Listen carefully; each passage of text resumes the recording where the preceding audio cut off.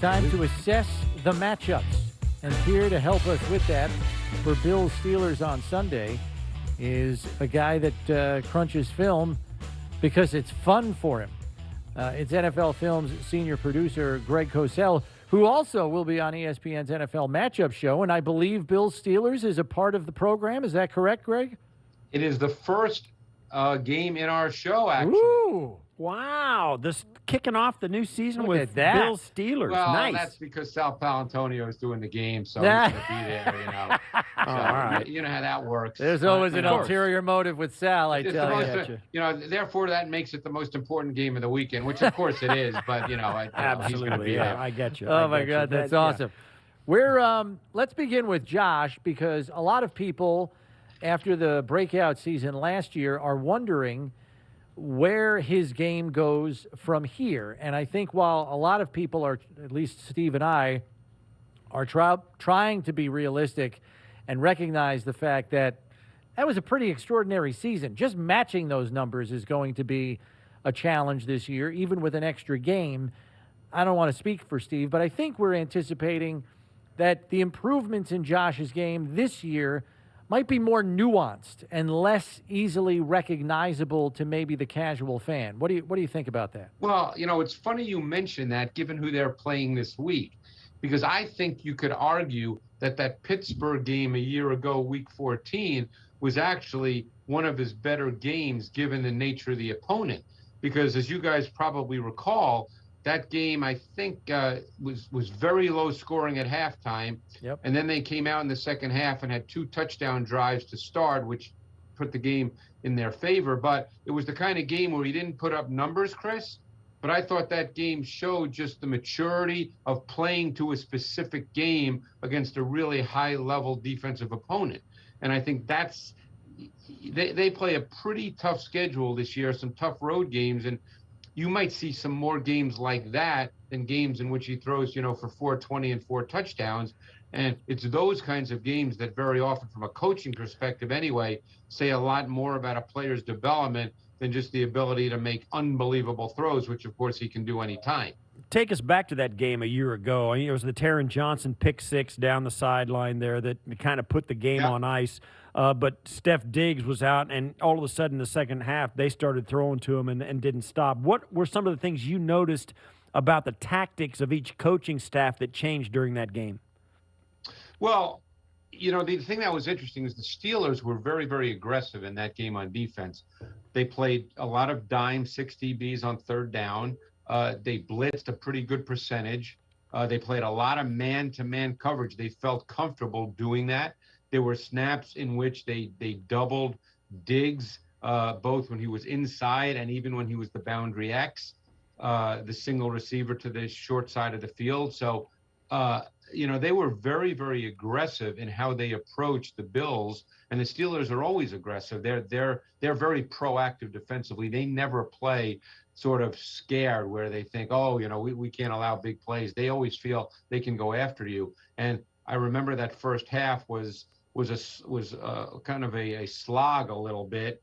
And then those first 2 drives, if I'm not mistaken, in the third quarter was when they started moving the ball. And they were short throws. I don't think Josh had a big – he certainly didn't have a long pass in that game, but it was the kind of game that he sort of had to allow the game to come to him. He did make one ridiculously good throw, and that was the touchdown pass to Gabriel Davis, which in the red zone, obviously defenses change up a bit, and that came against split safety zone. That was a big-time throw.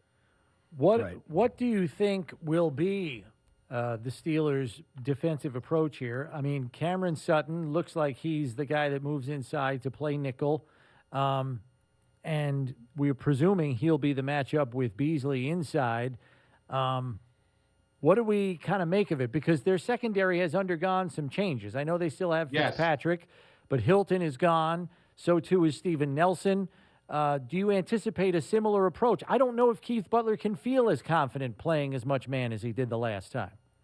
Yeah, and we won't know that till Sunday. Yeah.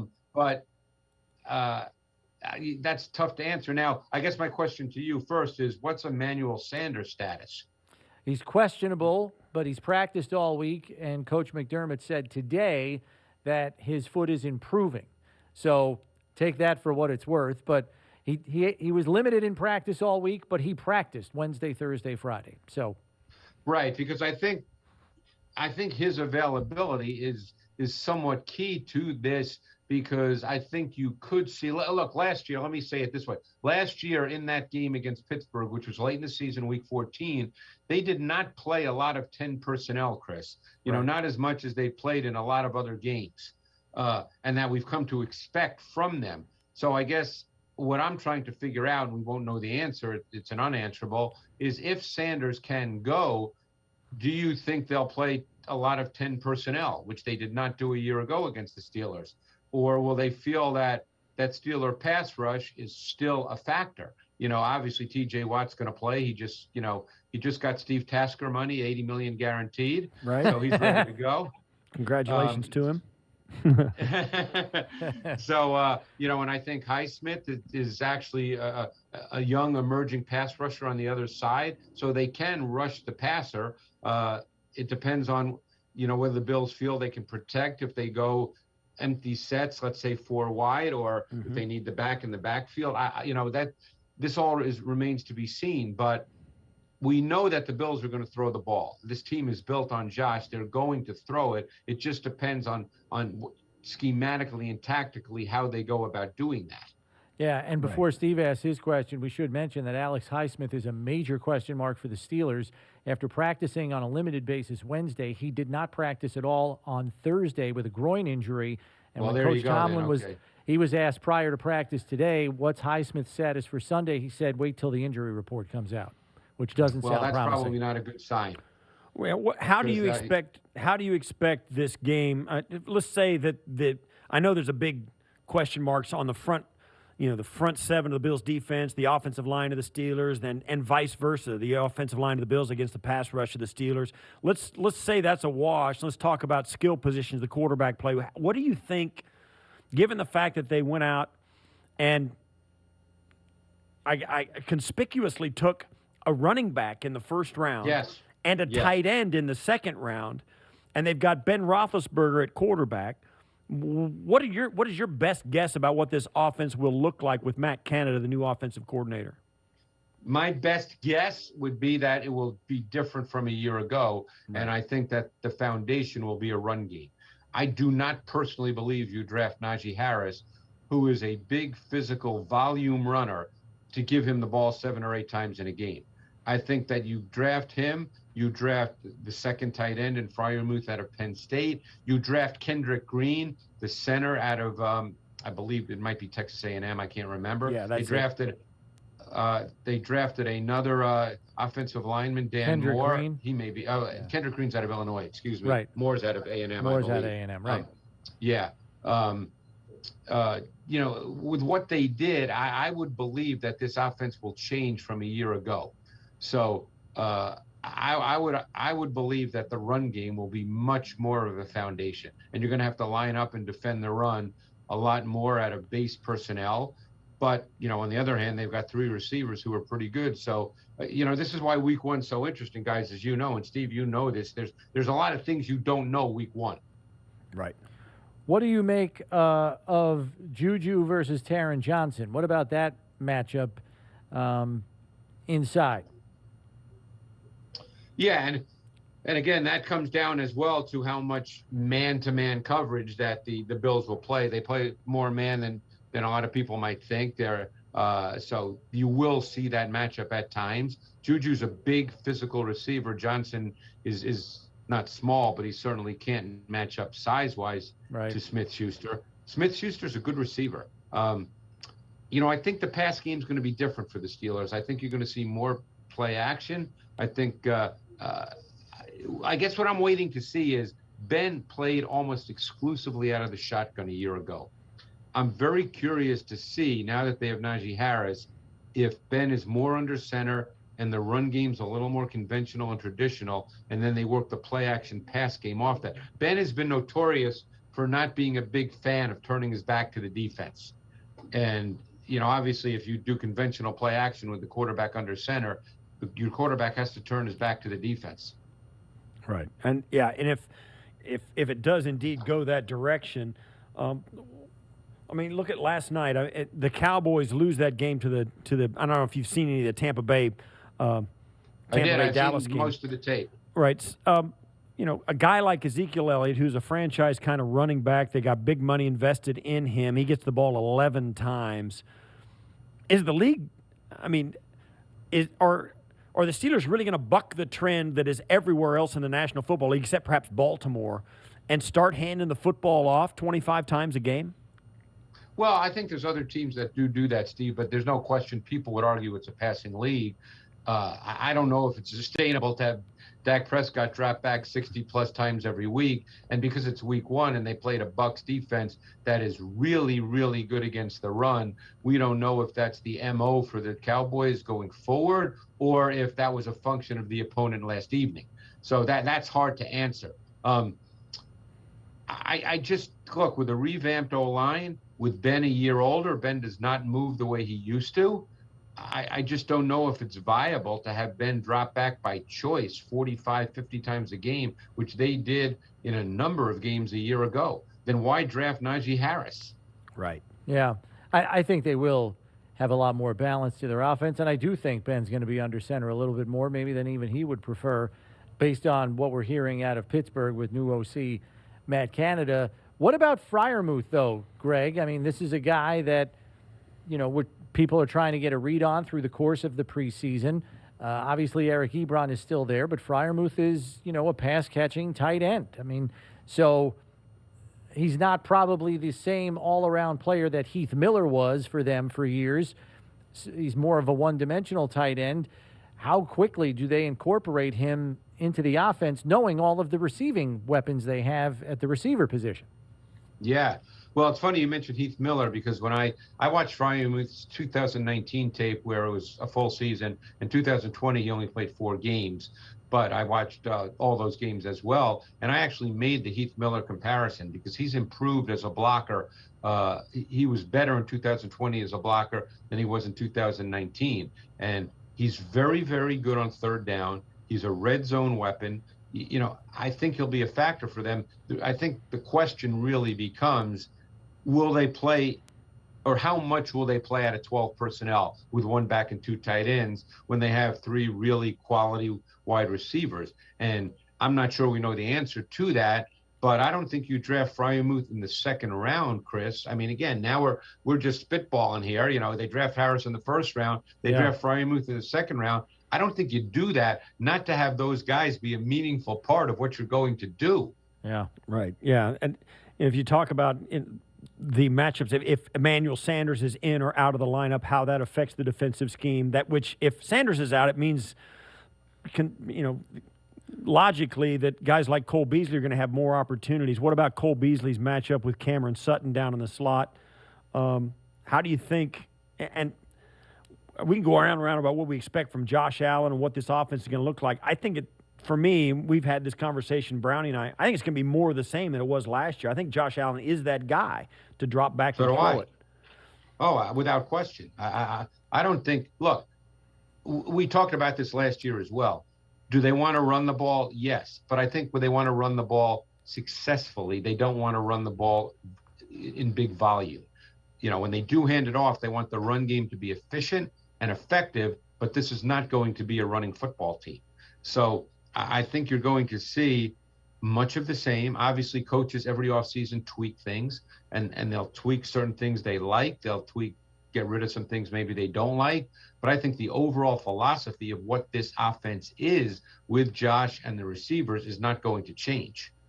I think going in, Greg, we knew with all the changes that Steeler offensive line was undergoing this offseason that it probably was not going to be a well-oiled machine in week 1, or look like one anyway. Now, in the last week, Zach Banner, who was projected to be the starting right tackle, goes on IR. They take Okorafor and move him back to right tackle where he played last year, and they're starting the rookie Moore at left tackle. In a road environment as raucous as Buffalo, facing a veteran pass rusher like Mario Addison, with A.J. Epinesa ready to come in the second wave behind him, I'm just wondering, based on what you saw of Moore's college tape, Is this guy up to the task, or are we anticipating he's going to get a lot of help via slide protection or from a tight end? What do you anticipate there on the edge?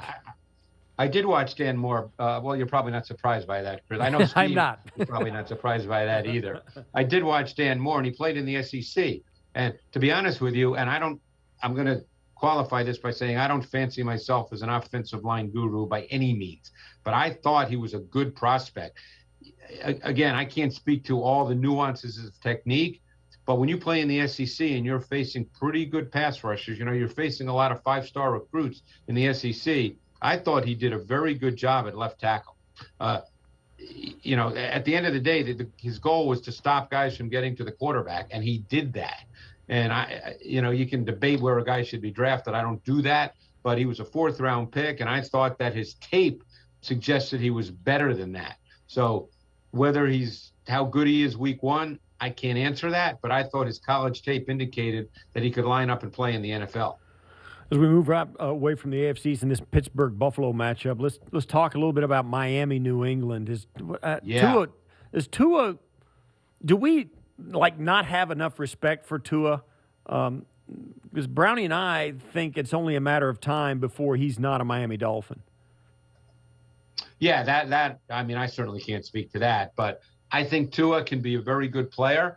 I think he's a certain kind of player. He's very rhythmic, plays with excellent timing, is very quick feet on his drop, plants, delivers the football. To me, that's what kind of quarterback he is. As this season progresses, they will have very good weapons. I know Will Fuller's not playing this week, but they'll have Fuller, they have Waddle, they've got Parker. They've got pretty much every dimension you could want at the wide receiver position, plus a vertical tight end in Mike Gesicki. So I think Tua is set up well for success there, but Tua, to me, is a very rhythmic player.